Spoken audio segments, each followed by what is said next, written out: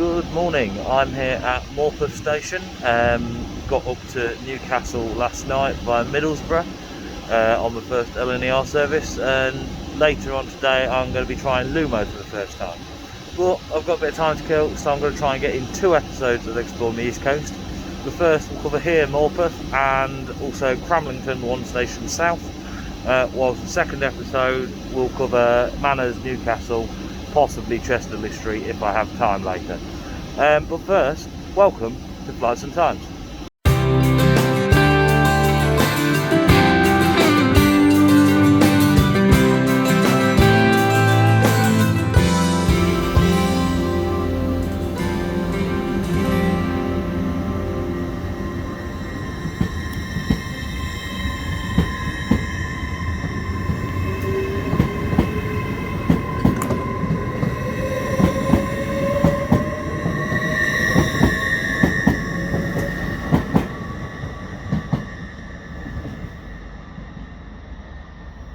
So the first thing I've noticed is behind this wall off platform 2, 1, I don't know, the northbound platform, there's some more rails, possibly what used to be a goods yard. I'm going to have to investigate that and probably be in the written blog, not on here, but yeah, that's an interesting bit to find as soon as I stepped off the train.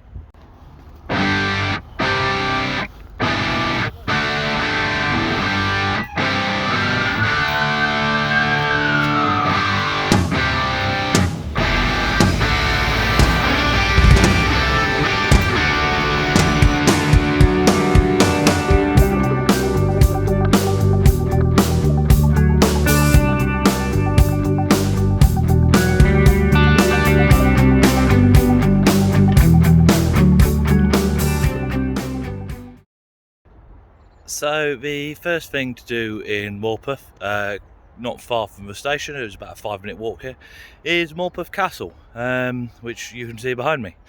It was Mott and Bailey was originally built here in the 11th century. However, there's been various castles through that time. However, the area of the castle is still very prominent on the hill overlooking the town and river. The most significant date in the castle's history was in 1644, part of the Civil Wars. 500 Lowland Scots held the castle for 20 days against the Royalist army of, I think, about 2,700. So outnumbered 5 to 1 and held it for 20 days. But yeah, so that's the castle. I'm going to see what else Morpeth has to offer. What I forgot to say was the castle is now owned by the Landmark Trust, was restored in 1990 and can now be rented as a holiday home. How amazing would it be to stay in a castle for your holidays? But yeah, so that's what you can now do at Morpeth Castle. So another thing to do in Morpeth is behind me, Carlisle Park. It actually goes on quite a way back, it covers most of the land to the south of the River Warbeck. There's a mix of nice ornamental gardens, open space, woodland. There is a walk up to the castle, however I tried to come down that way and found both ways blocked by trees, so came back down the outer way.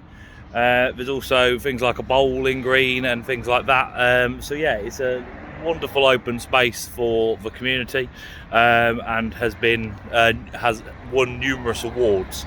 There is also Har Hill, which I think is the location of the original castle, Mott and Bailey, and then the castle moved to the other hill.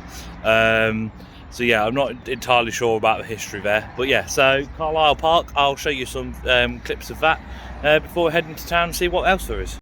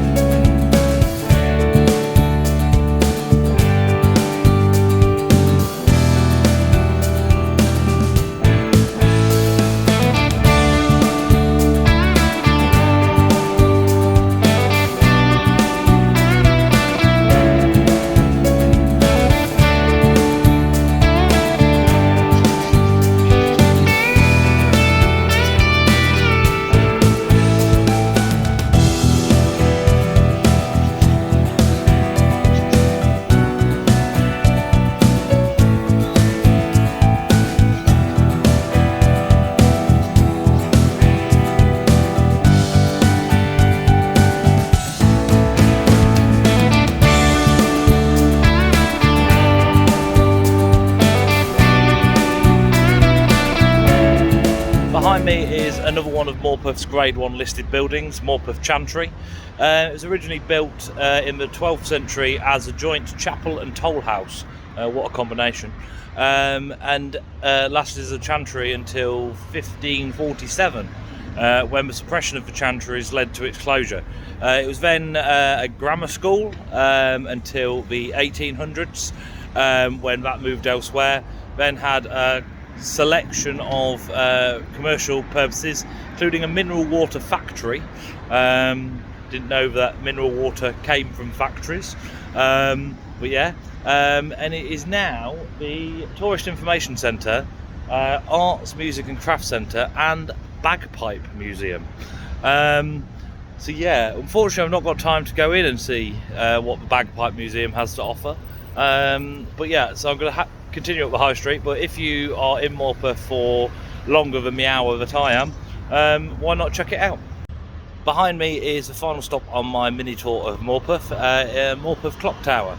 It was built in the early 1600s, but used recycled medieval stone, hence its much older appearance.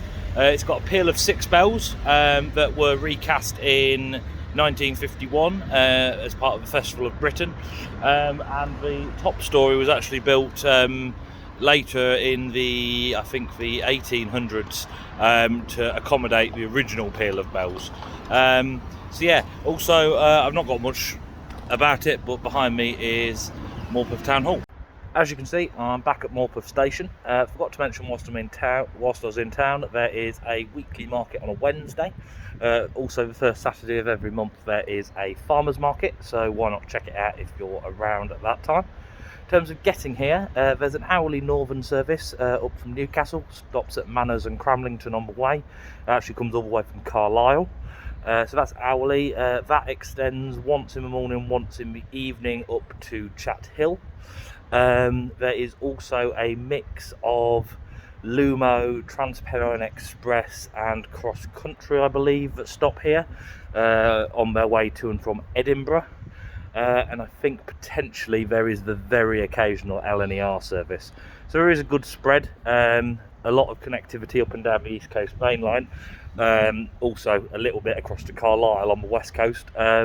But yeah, so you can get here nice and easily, as I said, hourly from Newcastle at minimum, and that northern service I think takes about 25-30 minutes to get here. So I'm going to be jumping on that northern service, one stop south to Cramlington, about an 8-minute run, and yeah,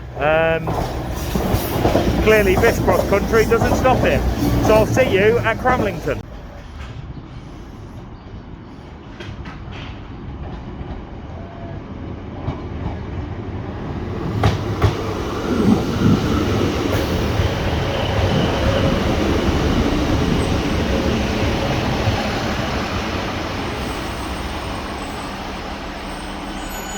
Just arrived at Cramlington. That's my train departing behind us. Rather noisy class 156. Spot on to Northern Twitter team though. In the 8 minutes that it's took me to get here, I've been able to report the power sockets not working, and they've reported it at their end and got back to me. So quick work from the Twitter team. Getting to and from Cramlington, unfortunately here there's only the hourly northern service, which is the Carlisle to Morpeth service. So I've got an hour to kill around town, so going to see what it has to offer, and then I'm going back down one stop further to Manners, Newcastle's excuse me, Newcastle's very much lesser used station. So I've walked about 10 minutes from the station in Cramlington so far, essentially up Station Road, which is the main road that connects the village with the A1, so it's been quite busy. That's mostly residential across the main road, but alongside all of that, for that distance, is all kind of out of town shopping, retail park. I think there's a normal shopping centre and a leisure centre there as well, but yeah, nothing really of interest. I've now got beyond all that to what is Cramlington village, which is a bit nicer. This seems to be the old village centre. You've got the war memorial and the church, which is what I'm heading for. A few pubs, the obligatory Weatherspoons just up there. But yeah, doesn't seem to be much here. But yeah, I'm going to, if in doubt, look at the pretty church. Behind me is St Nicholas Church in Cramlington. I can't find out much history about it, unfortunately. It's not open for me to go in and have a look around, and there's not much information about it on the internet. It has got a website, but obviously that's about the modern day services, etc. I can't find anything about the history. What I did notice on the gates, there is a sign that the graveyard here includes Commonwealth war graves. I'll have a quick look to see if I can find those. I think I can go out the other way. But yeah, that's kind of it for Cramlington. The village has basically had lots of modern day expansion, shopping, etc., but there's not much history here. It was just a small village.